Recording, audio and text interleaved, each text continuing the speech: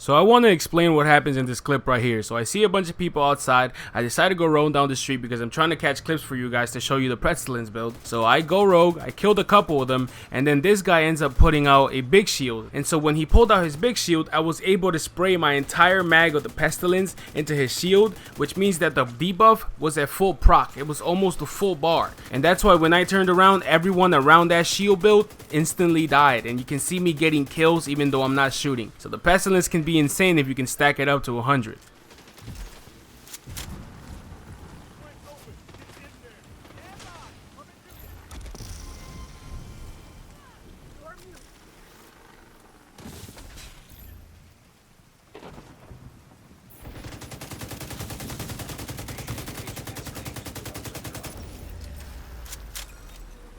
Now in this clip, you can see how fast their health goes down when I get that double proc, that bleed from trauma, and the debuff from the Predstilence. Their health goes down really fast.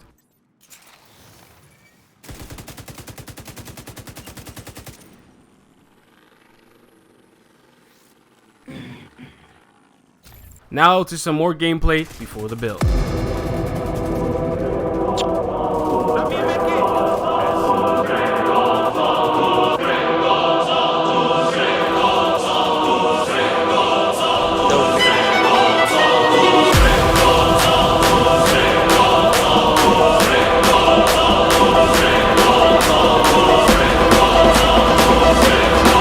That's what the Predstilence looks like. Come on. Get it off, get it off, get it off, get it off! Now we're off!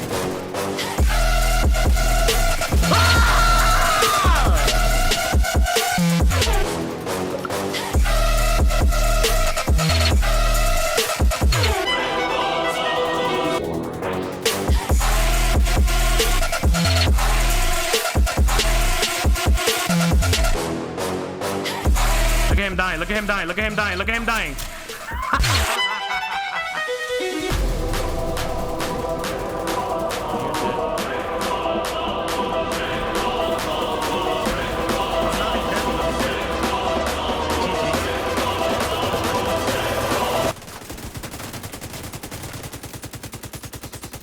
Bye-bye.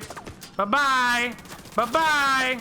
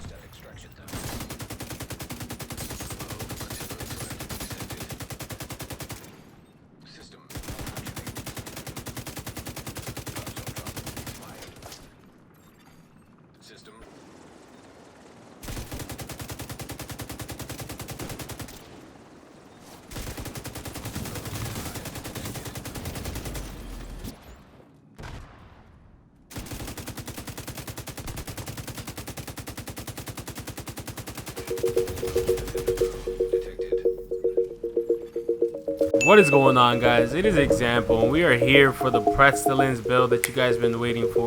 Am I proud of this build? Definitely not proud of this build. Hey, listen, it just happened. I didn't plan to make this build, but I did. Yeah, I mean, the build comes in handy in certain situations whenever you're solo. And for those of you asking if you can use this build for PvE, yeah, you can use this build for PvE. That's what I've been using, because the Predstilence is just a good gun overall. I don't know if it's OP, because a lot of things in this game currently melt really fast or are very strong. So I don't know if I want to say the gun's OP. But anyways, now I would say the best time to use this build is when you're fighting more than one person. You're fighting like a 4-man. It's very good for crowd control. So let's get started with the weapons. Of course, the main weapon, it's the Predstilence. Now I call it the Predstilence because somebody in my comments left the comments and was like, hey man, this is the Predstilence build. And I really like that name because it sounds like Pred from Division 1 and Pestilence from Division 2. So this is the Predstilence build. So we got the Pestilence hitting for 90k base damage. It's not the best rolled Pestilence at all. Like you could definitely get a higher LMG damage one, but it does have 6% damage to armor. But like I said, you could definitely get a better Pestilence, so good luck to you guys to get a better Pestilence. So the main gun's the Pestilence, and then there's secondary. You can choose whatever secondary you want. You can put an MG5 in there, but just for my case, I was running the new LMG hitting for 72.5 with 15% LMG damage and Frenzy. Now Frenzy is really good for LMG, so that's my secondary weapon. Now pistols, pistols whatever, not really the most important part of the build, but yeah. So the two main weapons, Pestilence and whatever secondary you want. So starting it off with the 2 pieces of ongoing directive. Now you may be asking why I'm running 2 pieces ongoing directive. Now to be honest, I'm not really sure if the Plague of the Outcast counts as a status effect, but I do know that my bleed and blind do. So I was going through Twitter and I did see a tweet from Thailander, I think it was, and someone asked him, hey, what does the attribute status effect mean? There's no specification to what status effects means. And he said, and what he said was that status effect pretty much makes your status effects either last longer or do more damage depending on what status effect it is. So it comes really handy when you're running a talent like Trauma on your chest piece. So 2-piece ongoing directive for that 15% status effect, which means that when I put someone on bleed and blind with the Trauma, it lasts longer. Now why do we want that to last longer? Because we also have them on the Plague of the Outcast proc. So while they're getting hit by Plague of the Outcast, they're also catching bleed and they're also getting blinded. It's pretty toxic, not gonna lie. Like I said, I'm not proud of this build, but you guys wanted me to tell you what it was, so here we are. So 2-piece ongoing directive. We got the max here with 50% weapon damage and some skill haste, and then we also have the holster, which I should roll some weapon damage onto it. I don't think I have a better roll. Now that I look at it, I have to farm for a better core attribute for my holster. And then moving on from the ongoing directive, we got a magic chest piece with Trauma. We got a Gila chest piece with 170k armor, which is the max. Some good attributes: hazard protection, crit chance, armor on kill. It's not a bad chest piece. Could be better, of course. It can always be better. And the Trauma talent, which is applies bleed and blind to enemies hit in the head, and applies bleed to enemies hit in the chest. Now the reason I don't run Unbreakable or something that could probably give me more life when I'm playing solo is because when you have Trauma and you put them on bleed and they're also on the Plague of the Outcast, they bleed twice. And I know you guys saw it at the beginning of the video. I explained why, or no, I didn't explain why. I just explained the clip on what happens when I get my full proc on a single player. That initial burst of damage that I put onto that first player does so much damage to them because they're getting hit with so many things. They're getting hit with bleed from Trauma, and they're getting hit with the Plague of the Outcast, and sometimes they even catch blind. And at the same time that that's happening, we move over to our backpack, which has Perfectly Wicked, which is applying a status effect, increases total weapon damage by 80%, which is a good chunk of damage. So what this build is damage from the Plague of the Outcast. You're getting ticked by that damage, and at the same time you are catching bleed from Trauma. You're getting blinded from Trauma, and at the same time you're getting blinded and bleeded from Trauma, you're also getting hit so much harder because of Perfectly Wicked. And my LMG already hits for 90k, which I can probably get higher if I could get a better roll on my holster, a better roll on weapon damage rolls. So this build could definitely be more toxic and more strong, but that's how I have it for now. So far we got the 2-piece ongoing directive for the status effect. We got that 1-piece Gila for the total armor and the Trauma talent. We got that 1-piece Gila. I'm sorry, not Gila. We got that 1-piece Golden on our backpack for that 10% more status effect, and we also have 161k armor. I haven't been able to get the perfect armor roll on the backpack, but this is working. For now. Now we got some status effect repair skills on the backpack. It's a pretty good backpack. If I was making a healer build, not even gonna lie to you, I might use it for some something else. Now moving on to our last two pieces, we got the gloves, almost perfect gloves. We got the 50% weapon damage with another 11% damage to armor. You know, these are really good gloves, man. The only thing that would make these gloves better is there was like crit chance roll on the attributes that would be max as well. But these are really good gloves.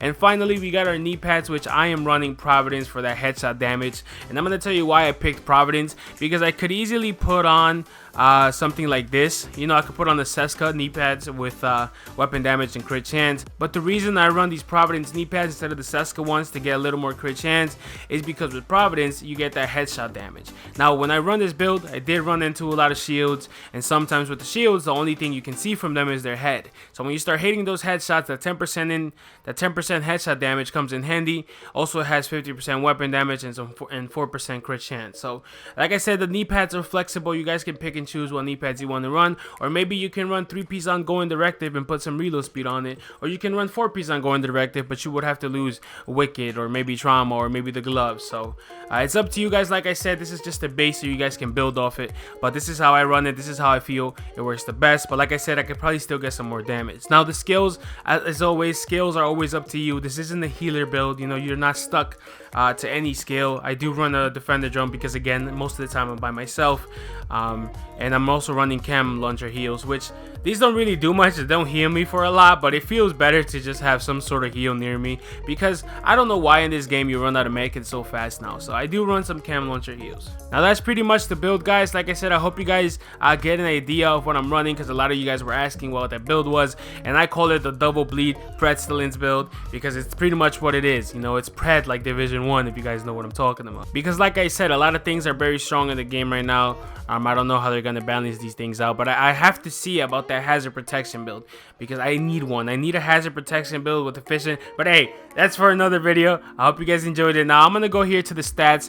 Now remember, this build is not based on crit chance and damage, so don't expect me to have a lot of crit chance and damage. But the gun is hitting for 90k with Wicked and all that stuff proc, so it does do a lot of damage to you guys saw in the gameplay. So you don't always need crit chance and damage. But I'm gonna scroll through this real quick because some people do like looking at these stats right here, and you can pause it if you know maybe I missed anything. But yeah, so like I said, guys, I'm not proud of it. It's pretty toxic sometimes. It becomes unfair in certain situations because people just don't know what's going on when they're getting hit by that Plague of the Outcast. But anyways, yeah, guys, now if you guys are wondering about my mods and I just realized I'm missing one, I don't think mods make a crazy difference this patch, if I'm being completely honest. But I'm gonna put some repair skills on that one. My chest piece has armor on kill. This probably has, doesn't even have a mod, and my backpack has another repair on skill. So if you guys were wondering about that, my attachments on my secondary LMG are all stability. That's what I like on my LMGs. But yeah, so that's pretty much the build, guys. I hope you guys enjoyed it. Leave a comment below, tell me how toxic I am. But yeah, guys, that has been the Predstilence build. Make sure you name it so people know that example made you use this build. So hey, you have to name it like me. Look, check me out. You go all the way down, we got the Predstilence build. But anyways, guys, that is it. Thank you guys for watching. Leave a like, leave a comment, click that bell button. It has been an example. I'll catch you guys in the next one. See ya.